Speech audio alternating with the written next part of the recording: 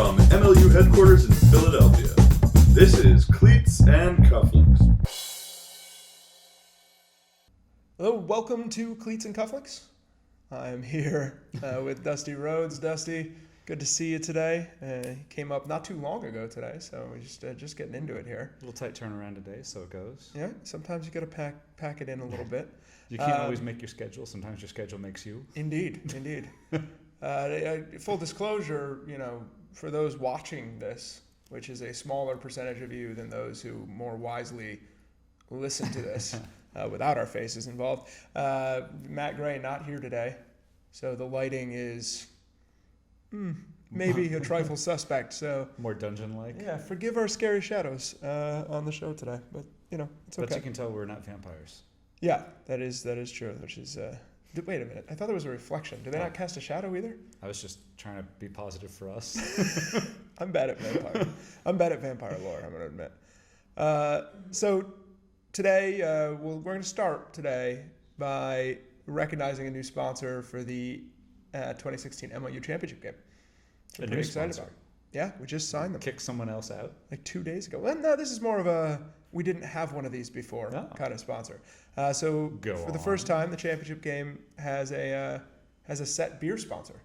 Weyerbacher Brewing Company coming on board, as you can see if you're watching the show right here in front of us, coming on board to sponsor. So they're going to be doing a pre-game sort of tailgate party over at City Tap House in University City, just up the street, a few blocks. And then they will actually be serving Weyerbacher beer in the stadium at Franklin Field, both in the VIP area, but also just for the non-VIPs, which I always feel bad saying, because everybody who shows up to our games is pretty important to me. Well, that's a PIP. That's pretty important person. Pretty important person. Okay, yeah. So very important people get either way, they both get delicious Weyerbacher beer at the game. So this is the first time I think that Franklin Field is serving beer as a normal concession item. So. Well, it's not going to be normal. It's going to be Weyerbacher. Well, it's going to be a special concession. It's going to be a very important concession item. Have we haggled over which specific beverages they're going to be supplying? No, this is going to be an ongoing discussion, I think, over the next few weeks. But Aramark, who handles the concessions at Franklin Field, has agreed to buy whatever we request of them. So we do have some control of our destiny, over our beer destiny, our beer-stiny. But I'm sure that in addition to whatever they have at the stadium, they're probably going to have some really interesting varieties at City Tap House, since City Tap House has a lot of taps. They're going to do kind of a tap takeover thing there. Also, rumor on the street, some beer cocktails for those adventurous among us. I go back and forth on those. I like beer enough that I'm not sure I need anything added to them. Yeah, a beer cocktail is nice when you show up at someone's house and they have a very light, non-flavored American beer that maybe is not so exciting, and then they're gonna make a little thing with it. That's okay. You can just have the whiskey then. Also true. Instead of making the Boilermaker, you can. It's a valid point. A shot and a chase. A shot and a chase. We're recommending a lot of poor behaviors to the audience today. Well, it depends. Speaking of poor behaviors, I don't know where this is going. I think you played Ultimate yesterday. Is that? I did. Yeah. You were limping this morning.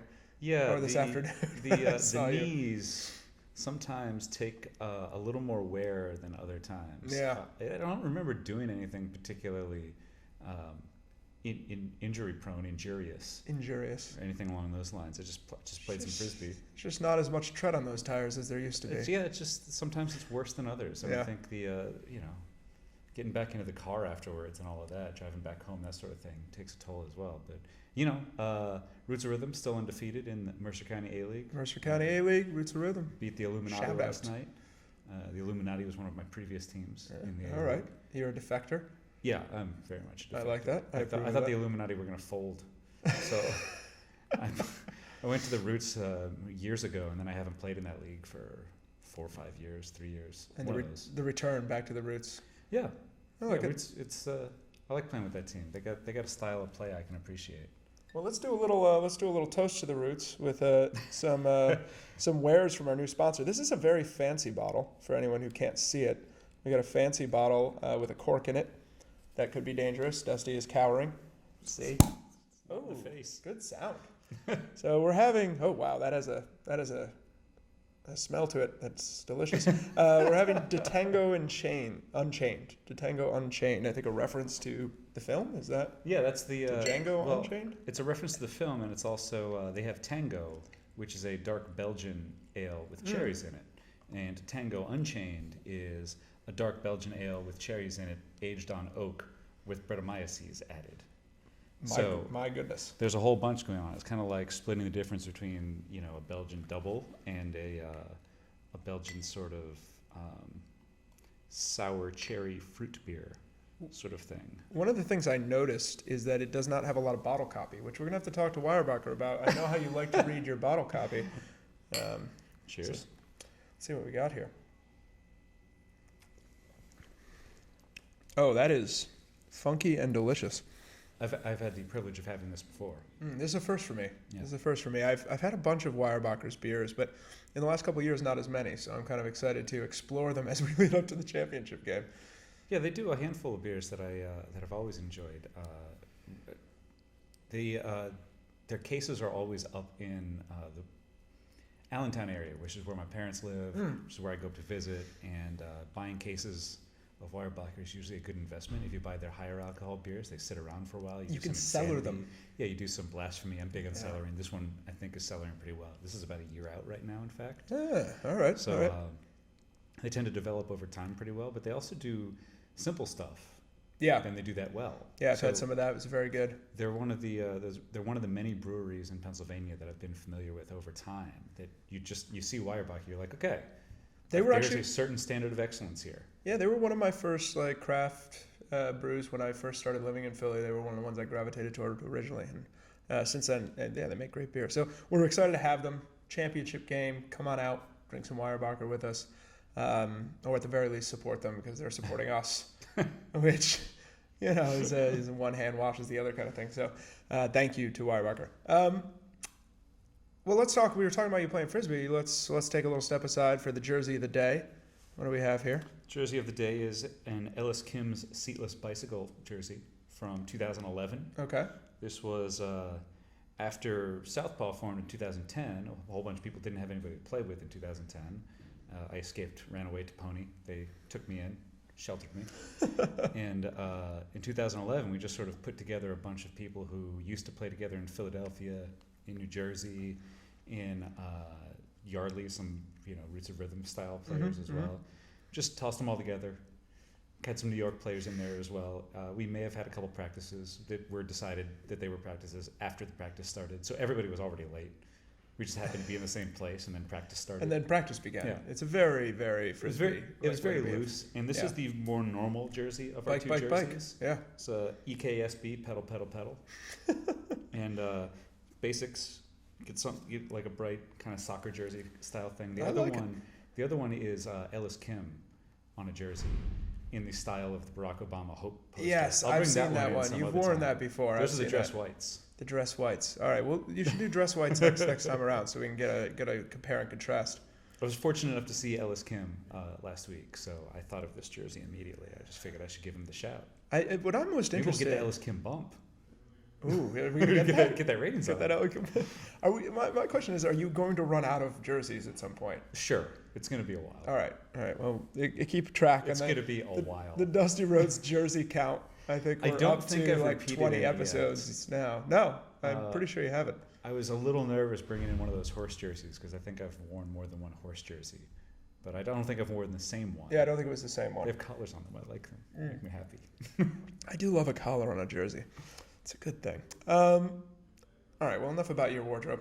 Let's talk about the Frisbee. If we must. Let's talk about the Frisbee. That's what I'm we can talk about the real athletes playing Frisbee instead of mentioning my summer league shenanigans. Yeah, I couldn't even talk about my summer league shenanigans. I injured myself warming up lightly last week. So my shenanigans were limited to cheering on my wife as she just took the other team apart.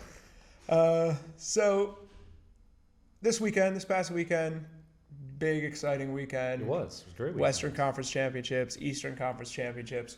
I think we're going to start on the East. A lot of times we start on the West. Let's start on the East. Okay. Lead into the West. You insist. Let's start like the settlers did in the East, and then take that slow, boring, diphtheria-filled Diphtheria? That's not right. But probably one of the things. Trip out to the west where it's beautiful, and we're very jealous of their weather right now as it's humid and hot here. Oh, weather. I just got speaking of, I got a call from, email from Nathan Schorsch saying he's going to come out to the game. Nathan, of course, involved with the Portland Stags from the very, very beginning. Remember meeting him the first year. And he's excited to come to the game, but dreading already the Philadelphia weather, which I don't get. I think it's very comfortable. He gets cranky. Splash some water in your face. Go into the next bar you see. There are watering holes all over Philadelphia. It is true. We're full of oases. So let's start on the East Coast. Sure. Philadelphia, Boston, rematch of last year. In Philly this time instead of in Boston. Did that make a difference? Was that the difference maker? Was that the difference maker? It was a 4-point game, so it was 20-16 in the end. In the end, Philadelphia won. And Boston seemed to just they got down a little bit early. Boston came back in the second quarter, even got a lead in the third quarter. But as the fourth quarter went on, Boston sort of either the wheels came off or they fell apart a little bit, or one of those stock phrases that we want to use. Loosened up. Loosening up could have implied that they were sort of opening feeling free. Up. Yeah, no, that's not true. Yeah. As the play went on, but in the end, they just didn't have what they needed to in the fourth quarter. For Boston, their defensive line had 0 possessions in the fourth quarter and 0 possessions in the first quarter. So that's a sign of just not having an opportunity to score, not having an opportunity to break back. And Boston's defense let up a run right at the end of the game, which, sure, it could have been fueled on by the crowd. And the crowd was louder in the second half than they were in the first half. Much louder. This is in part from due my to impression in the stands, much louder. Some calls that could have gone one way or the other, some physical play here and there, and that really sort of set the crowd on edge a bit. It was the stands were full. They weren't packed to the gills, but they were full. It wasn't standing room only. No, they were full. But it was full. Yeah. You were sitting next to someone, no matter where if you didn't want to. Well, yeah. If you were, there was a contingent of Boston fans that were down in kind of the front left there. A lot of old spinners, ex-spinners, I should say. They're not actually old. People who used to play on the spinners were there. Saw some Art Schull, saw some Divini, saw some Perifico, saw a bunch of folks out there. A lot of ex-spinners out there wearing their jerseys, coming out proud. One of the things I noticed that I loved, and I'm bringing it up because you brought up that call, is, and not everybody's going to love this, I'm willing to admit that, but as someone who played a lot of sports and, was involved and got a chance to play in front of some crowds when I was younger, the fans at this one point, there's a collision at midfield. I think it's Radams and Braz. Braz, yep. So Radams tips the disc. He tips the disc. He's unable to catch it, and then goes up for the second one. Braz collides with him. This is a difficult call for refs, and very I've mentioned difficult. this before. You just don't know exactly what to do, because if he had just caught it the first time, there probably would have been no collision. But he needs to have a chance to catch it the second time. But they're both just sort of looking up at the disc. Yeah, Braz immediately was like, I didn't mean to do that. Yeah, clearly nobody was at fault. The question is whether Radams has a right to that second opportunity, whether Braz interfered. Well, he certainly with has that a right to exist on the field without being clobbered. Yeah, and he did get clobbered. That was a hit. But it's the same thing. But again, so it's a no call by the officials. Turnover, Boston disc. The crowd turns full Philly. Yes. And just starts booing and heckling and shouting. And for a moment, I closed my eyes, and I had this deep well up of satisfaction. Like, this crowd cares in a way that, I remember going to games in the first year, and like good plays would happen, and they'd get applause and cheers from both the team that was the supporting team and the away team, and just felt kind of congenial in a way. Yes, the fans cared and they got more behind their team, but all felt like still had a congenial level, which is nice. But for a sports fan, you want to see some passion. And I felt like that clicked on a switch of passion in that crowd that on Sunday that really entertained me. And I'll tell you this too, and this isn't the case with the refs, but as a player, have you ever been booed before? Not by a sufficient number of people, but yes. I'd say about 20 or 30 people have booed me. It's amazing. Getting booed was much better than getting cheered for me. Because I walked on a field, getting cheered for is great, right? But your home fans are going to cheer for you anyway. And I remember for sectional games and stuff in soccer, you used to get 500, 600, 700 people out sometimes for the bigger games, right? And I remember going to Pittsford Mendon, I think it was. Anybody from Rochester area is going to recognize these names maybe. But I remember going there for a game to go to States or something like that. And the fans actually, the Pittsford Mendon fans knew me well enough to boo me when I walked out, and that was amazing. Well, it's better being booed by your opponents than by your own fans. Oh yeah, you don't want to be booed by your own fans. That's a terrible feeling. That's a bad sign. That's a bad feeling. Getting booed by opponents, though, is a wonderful one, and if you haven't had that happen, I suggest you go and try it. Well, this is part of the thing that I keep bringing this back to when we talk about what Ultimate is and what the changes are that are happening in the sport right now. Just the very notion that you're playing in front of fans and that they're cheering or booing or just applauding or making that gasping sound when the disc goes up. I love that sound. Oh, yeah. I make that sound involuntarily all the time. Any of those, it's just bringing this investment from people who are outside of the playing environment itself to the game, and what does that bring to bear on the game? Like, how does that change the experience of it? Bros was getting heckled at a couple different points. Yeah. There were some rude Philadelphia chants to Boston after the game was over. Oh, I didn't hear those. Well, they weren't off color. They were just rude. It's Philly. They weren't totally creative, but they were. No, that sounds about right. right. A little cutting. Yeah. I missed that. Bros definitely got a "You can't do that" chant during the said conflagration. But see, I know people have different feelings about this. Some people will want to keep this kind of like very nice, friendly vibe, and I completely understand that. Just as a sports fan, and as a fan of this game in particular, I like the passion. I like the energy, as long as it doesn't cross that border into hooliganism and garbage that you see sometimes in other sports. Like, I don't like the way that Philadelphia Eagles fans behave at games by and large. And I'm sorry, Philadelphia Eagles fans. It's just a fact. Not all of you. In fact, probably just a minority of you. But it's a little on the aggressive side. It's one of those questions where you have that small core of fans that are just totally outrageous. Yeah. And they kind of give a pass for everybody else. So like everybody else can just be on the line. You could fill in behind them. It's totally okay. Yeah, I like that. Like you're just kind of you're there, like you're yelling inappropriate things. Yeah. But you're not punching people in the face because they have the wrong shirt on. Yeah, that's what that's the kind of thing I'm talking about. Yeah, let's not do that. In the stands. Like you're an adult enough to go to the bathroom. Yeah, which we You've do been have. Potty trained. We have those at every stadium. They are available. At least this year. At least this year. I think the first season there were a couple incidents where we didn't. There's a learning curve for these sorts of things. But anyway, I thought the fans got really behind it. And again, whether you like the booing or not to the officials. Well, but then again, it's the way it goes. The Boston fans tend to have something to say to the officials as well during those calls, and their home announcer really stirs up the stuff. He does during those games. He does. And we can hear him from upstairs, and we're just like, oh man. Is he just going to incite these folks into a riot or something along those lines? We just don't know what's going on. So there's a little give and take. There is also, Ultimate does have a history of heckling as being a thing, and some of the fans really do a nice job with that too. So I do like all of that too. It still has even though it's getting, that game felt a little more like some of the other sports I'd been to with the fan interaction, there was still an Ultimate edge to a lot of it, which was funny. I'm going up to the U.S. Open this weekend, which is up in Rhode Island, USAU, big first tournament of the season. Be watching Scandal. That's going to be real heckling. So I'm concerned. I think I'm going to get my brother to come to one of these days with me. And with the number of games that are going on at once, you don't get all of the fans in one spot.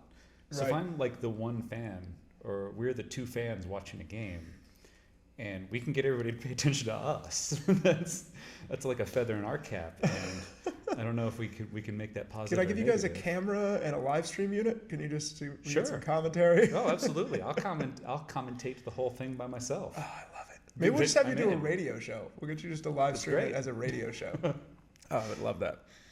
Well, anyway, let's get back to this game before we get too far off. The game was One of the things that I noticed in this game is something that I've been paying attention to a lot recently, and this is shooting percentage. And what I define as shots in Ultimate are throws into the end zone. Okay.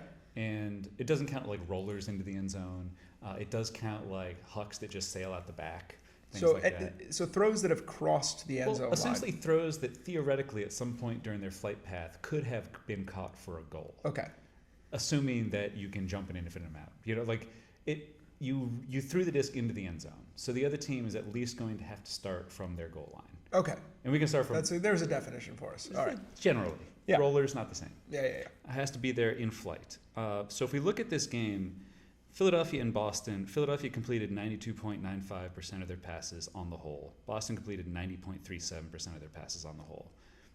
Generally pretty good. Yep. So Philadelphia on throws on the field, not going into the end zone, was 94.01%. Pretty high. Mm-hmm. Boston throws not going into the end zone was 92.82%. Also pretty high. Both of those are about 2 points above. Similar distribution, away from the mean. But if we look at the shots that they took into the end zone, Philadelphia was 20 for 24 on shots into the end zone. So they were 83.33% completion. And that would have been good for very high in the regular season rankings. And Boston was 16 for 23, which is 69.57% completion on their shots. So it's like a very low shooting percentage. Yeah. So the difference in how those two games went has a lot to do with what happens when you're throwing the disc into the end zone. In this specific instance, for Boston, they were throwing it into the end zone around players like Greg Martin and Matt Esser. Yeah. We saw them come up with a number of plays up in the air, taking goal-scoring opportunities away from Boston, then just getting back down the other end of the field. It's been an interesting thing to pay attention to these two because Philadelphia did very well over the course of the season against top-level competition in shooting percentage. They led the league. Their defensive side led the league in shooting percentage against playoff teams. And Boston did all right, but Portland was the other team that just did extraordinarily well in shooting percentage, whereas Seattle was a little bit lower. Interesting. So what is it that makes these things different? Oh, man. This is going to take some study, right? Because one of the things is what distance are people taking those attempts from? Is this a problem with high-risk attacks? Mm-hmm. Is it a problem with actually lower-risk attacks but a more condensed end zone as all the players are jammed into kind of that 40-yard area? Based on just anecdotal evidence, watching these games, all of the teams in the MLU have strong end zone offenses. It seems that way. So if you put them within 5 yards of the goal, they're going to score it because it's a very large end zone, and the players are very difficult to cover. They are pretty difficult. Yeah. And even if you make them take a couple passes, most teams are not turning the disc over right on their end zone. And if they do, it's a rare occurrence. So I think it has more to do with what are you doing in your mid-range sort of shots and what are you doing in your full-field hucks. Now, this does also take into account, those half-field heaves as midfield heaves as time expires. That's true. You have the quarter break shots. But those are kind of distributed evenly throughout the course of the season. I'm always more interested in the aggregate stats than I am in the individual game stats. I find them more interesting and they sort of normalize a little bit. You need a bigger sample size. Yeah, that's without a doubt. That makes sense. And then Philadelphia they were 6 for 6 on offensive possessions in the first and fourth quarters. So the flip side of that, the reason Boston didn't get the disc on their defensive side in the first and fourth quarters is because Philadelphia didn't turn the disc over on offense. It makes sense. First and fourth quarters. But it bears repeating because that's one of the best ways that you can keep your opponent from just having an opportunity at all. Yeah, if you can convert on offense 100% of the time, you're probably going to win. That mythical ultimate team that everybody talks about that just doesn't ever happen. Yeah. Or maybe it happens once or twice that I can think of. Yeah, I'm sure it's occurred, but it's not common. If you're doing that, you just don't have... Why are we even playing? Right. We'll just flip a coin. We'll be done. Well, what is the advantage that we have in this game? So final score? 20-16. Philadelphia wins. Goes on to the championship game for the first time. They were 4th in the first year, 3rd in the next year, 2nd last year, 1st this year. Huh. I didn't realize They've increased their wins every year so far. That is interesting. So 4-3-2-1. They've built all the way to this game. Yep. That's a very cool statistic. And then on the other side of the field, we have the very cool statistic of Portland the only team that hasn't yet been in the championship out of the West Coast, so our fourth team to get there. They'll be the first West Coast team to have already played an East Coast team before coming out for the championship game. Wheels within wheels. Wheels within wheels. Thinking about this championship game a lot. I'm excited to see what happens here. Very excited. Well, let's not get ahead of ourselves. Let's talk about the Seattle-Portland matchup before we go too much further. So Seattle goes to Portland to play. Told the crowd was good. Told, good energy at this game. Watching the game, so I was watching it on an iPad at a hotel. I had some family business last weekend. By the way, just want to say, Grandma, I love you. I miss you. She was a well-loved woman, June Bond, and she will be missed. But she lived a great life, and produced just an insane amount of people. There's so many of us. That is one of the ways that we tend to judge success as a human. Oh my Lord, she won in that battle. 9 kids, and they all had a ton of kids. There's they have that can't imagine lineage on the back of the program at the funeral, and it took up the whole thing. It was barely room, small font. But we all were there. So that was a big event, and we're having a barbecue, and I have the game up, and a bunch of my family members are gathered around watching it. I mean, the game got away a little bit early, which you'll talk about, I'm sure. But it was still a fun game to watch. There was still some great plays, some good catches. Seattle, even when they're not winning, is still a really fun team to watch play, I think. I think they have a really cool team energy. Mm-hmm. And I know, because I follow Ben Beener on Twitter, I know that they have a bunch of ways to win in a game. He puts up, I don't know if you've seen this, he puts up on a whiteboard in the locker room Beener's bounties each game. So there's prizes for getting He's going to get in trouble with the league for his bounties. I've got to read these, but they're funny. But they're not like, Cody Bjorklund's knee. But they're get this many blocks in the first half, things like that. And some of them are funny. I wish I should have looked up some examples before I did this. But you can tell that the team... shirt in anger. That's a good one. But you can tell the team is sort of playing on that stuff too, and playing with that energy all the time. They're always playing. They're never heads down, done. They're always playing. So they're a fun team to watch. So the game was fun, even though, as you're about to tell us, it was pretty much over in the first quarter. I would say that, yes, it was over in the first quarter. Seattle came out with this game plan of using a zone, which is a highly variable zone near the disc from what I could see. Probably had one person over the top and then had 6 underneath.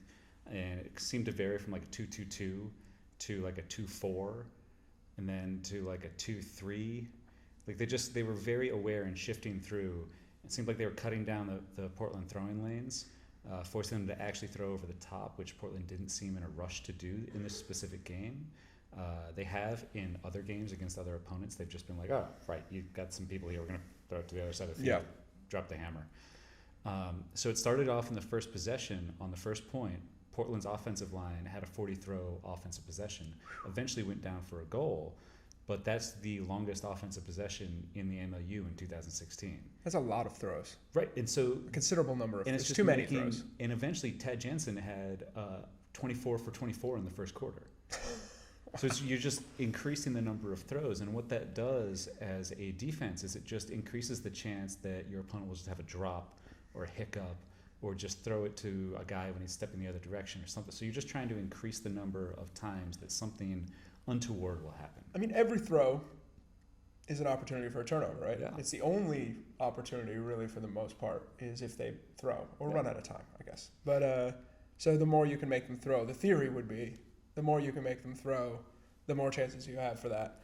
And you reduce the overall number of possessions in the game as well. Yeah, because you just extend each one of them. And this was also Portland's time with the most throws in a game this season, 269 throws, which beat their previous best by about 30 or so. So that very first possession could have been the difference, 40 throws. Yeah. The issue, however, was that in the first quarter, Portland just dominated Seattle for the most part in terms of scoring opportunities and scoring chances. Seattle scored 1 goal in the first quarter, and that was on a tip from Woodside. Ended up macking the disc, and then the player runs in for the second catch. His name is escaping me at the moment. Sleva? Sleva. Yeah. It was Sleva. Yes, it was. I can just picture him doing it. I can't zoom in and picture his number in the video in my head. But Seattle's defense in the first 3 quarters had 1 shot and 1 goal on 2 possessions. That's through 3 quarters. Portland's defense through the first 3 quarters had 8 shots, 8 goals on 15 possessions. So that's kind of the tale of how it worked for the defensive side. But back to the first quarter for a moment.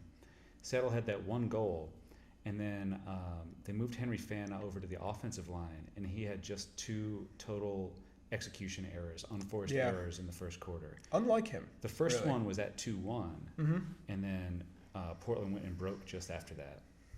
And the next one was at 3-1, and at 3-1, an interesting thing happened where Portland got the D after this unforced error, essentially it kind of went into a crowd. Portland took a timeout, subbed in their O-line. After they subbed in their O-line, Portland's O-line on defense turned the disc over 3 more times. So Seattle had the disc 3 more times with 3 more opportunities to score and never managed to. Just couldn't put it in. But they kept using Portland's offense out there. So if they had scored that break, Portland would have had to theoretically figure out who their second offensive unit is, which I don't think they ever do very often. Which I don't think they ever had to do in this game whatsoever. But they could have had to do that in the very first quarter against Seattle, and it would have been 3-2. Instead, it's 4-1. Portland's up at that point. Then Seattle receives the disc with 22 seconds left. We talk about this on almost every single broadcast. 22 seconds left. You want to make sure that you get a shot at goal. You want to make sure your opponent doesn't get a shot at goal. And above all, you want to make sure that they don't get a shot on goal without you having a shot on goal. It's the last shot scenario. It's very similar to basketball. So you just want to control that last possession. Seattle fires a hammer through the center of the field, turns it over. Portland picks it up, tosses it to McGinn. McGinn tosses a hammer for a goal. 5-1. First quarter's over. You're down 4 breaks against the Stags, who want nothing better than just play from ahead, stay in their style, not have to make a comeback. Yep.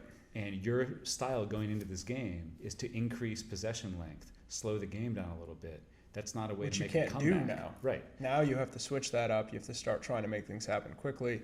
Which is totally against your game plan. Pressure's on. So that first quarter really changed the entire tenor of the game, and it seemed that Seattle got into some man defenses, tried to do some things here. Dylan Harrington just seems to be able to create blocks on the field all the time. So they got a couple opportunities from him alone. But on the whole, Seattle was still running that same zone defense late in the fourth quarter. And that just kind of speaks to they had a game plan, and it didn't work. They didn't have a second game plan that was in place to deal with who the Stags were in this game. So, Stags finally do it then. Yeah. They came out with a, I'm sorry, what's the score here I've got?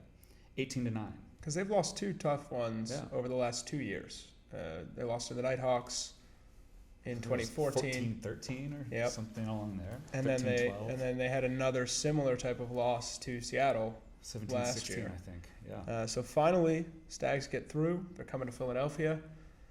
I'll tell you this: we're getting, I think we're getting Cody Bjorklund, Timmy Purston, a couple other people, maybe Eli Friedman, a few people in early on Friday. So we're gonna get them in the studio here. We're gonna do some interviewee stuff. See what we get out of them. Should be interesting. Should be fun. We may have some spinners in too because we're trying to do kind of a media day thing here. I want to do like a classic like boxing. the weigh in, the tail. The weigh in. Oh, that's tail. Let's weigh him in. Oh, that's fantastic. So would you have Bjorklund or Esser in the weigh in? No, we got to go opposites. We'd go like here and net. Colton. Oh, Colton's catch this weekend, by the way. Well, both he and McCutcheon had excellent catches. McCutcheon's was a little bit easier. Tyler Chan chasing him down. But Colton came down with one over Tanner Johnson, where it looked like Tanner's giant hand just didn't close quickly enough. Yeah, just not as much snap as he needed right there. Yeah. So Portland coming to Philadelphia. They're gonna get on a plane. They're gonna fly to Philadelphia. They're gonna get some sleep. Some, hopefully. And then they're gonna come out and play at Franklin Field. So I wanted to talk a little bit as we get to the end of this here. We're going to have time over the next couple weeks to talk about this matchup in a lot more detail. I want to talk a little bit about the day. The thing itself. So the experience. It's going to be cool. I want to win that disc golf thing. You're not allowed to win it. So the whole thing will start with, we of course have the tailgate party at City Tap House in Philly. Tailgate kind of foods? They do tailgate kind of foods. They got some sort of lawn game things set up. This is part of the pub run, that City Tap House. Yeah. For the St. Patrick's Day pub run. Well, you do now. I don't do it anymore. So specials on beer and drinks. Weyerbacher will be there. That'll be really cool. Then we have a kids clinic, which Anthony Nunez, the coach of the New York Rumble, is coming down to run. And I think a bunch of the New York players are coming down to help him out. So that'll be kids being able to go on the field. It's for 8 to 18. We're doing a big range. They'll be able to go on the field and play Ultimate with, the professionals. And they'll meet the spinners and the stags, and they'll get to play around with the guys from the Rumble. Should be really cool for that experience, I think. All I can think is meet the Mets. Meet the Mets. Come on out. Come on out and meet the Mets. We tried to get the Mets, but they weren't available. We're busy during the summer. They're the boys of summer. Yeah, boys of summer. So that'll be fun too. And so while the kids out there, then we have game time. You got to be on your game. You and Jeff Poster calling the game. MLU live. More. 5 cameras on the field. No, speaking of which, this past weekend we had we the end zone experimented with the 5 cameras. Yeah. In Philadelphia, we got some excellent shots of that. Not just of some goals being scored here and there, but we got to set up behind the offense as they're starting to go down the field during their possession. I like the way it showed how much space some of the teams and some of the offenses create. Yeah. I enjoyed that end zone cam a lot. And as we went through the game, we figured out how to use it a little bit better. Yeah. We weren't used to it before. Yeah, it's a new thing, and I'm glad we introduced it last game, because this game we're going to have to really bring it into play, and we're going to have cameras on both end zones this time. Total of 5 cameras on the field, and a 6th, I think, booth camera. It looks like. So you got to wear your nice clothes. Always wearing my nice clothes at these games. I dress like an adult. You do I'm dress like an adult. It's true. You do. We'll talk to Poster. I dress like more of an adult there than I do for this. Oh, that's true. Well, you not should. Even on camera. You clearly should. I mean, that's obvious. I don't drink in the booth. That's inappropriate. Also, it's not that. It's not the. It's a serious time. It's not the Major League. It's the Major League It's Ultimate. not the Cleveland Indians. That's what I'm saying. Little Bob Uecker. Yeah. We got we got some bands. We have some, entertainment. The quarter breaks. All kind of surprises we'll keep for now. So how early does this stuff start that day? So I believe we're starting the tailgate party at 3. Game is at 6:30. Is the first pull. Kids clinic will be at 4. If you go to MLUchampionship.com, all this stuff is laid out. We're adding details all the time.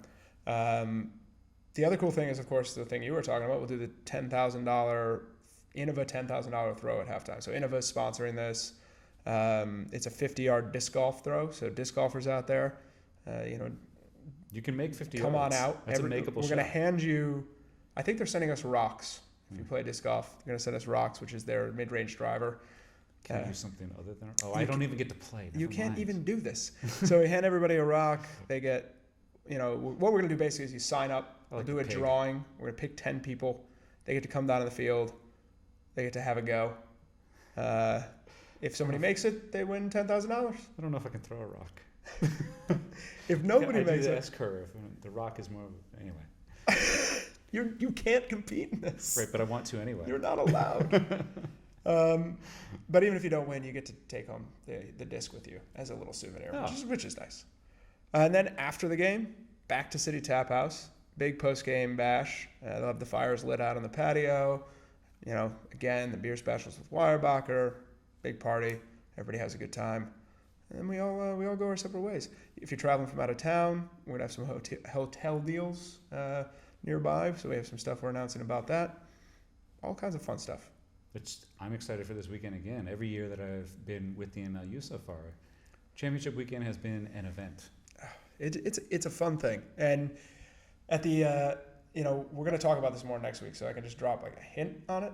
But this year we've managed a broader broadcast deal. So in tape delay, that does involve me. A few days after the game, a week after the game, depending on the market, this game will be showing in a lot of our markets. And so we'll go into some details next time with some times and look for the press release on that. But it's pretty exciting.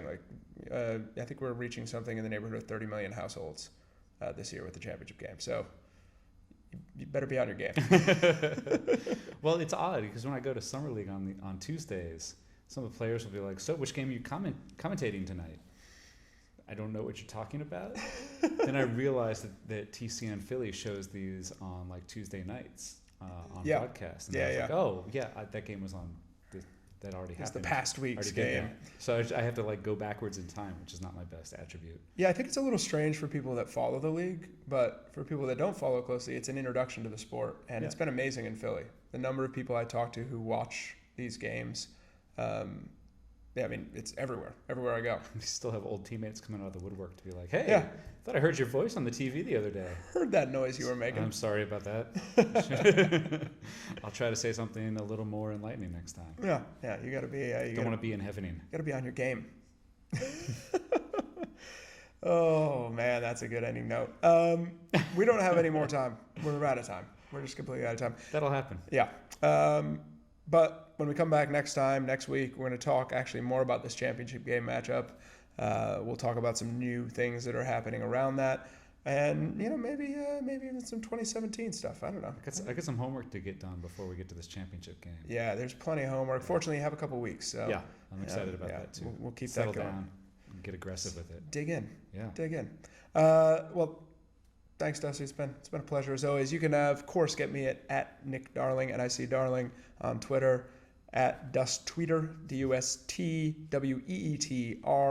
or both of us at Cleats Cufflinks. Go to MOUchampionship.com to check out all the championship happenings and news.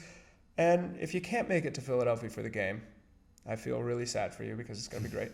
But if you can't, MOUlive.com will be carrying the full live broadcast. Or you may be able to watch it on TV a little after the game in your local market. We'll have more on that next week on Cleats and Cufflinks. Cheering for the overtime in the championship game. First overtime championship game. #overtime.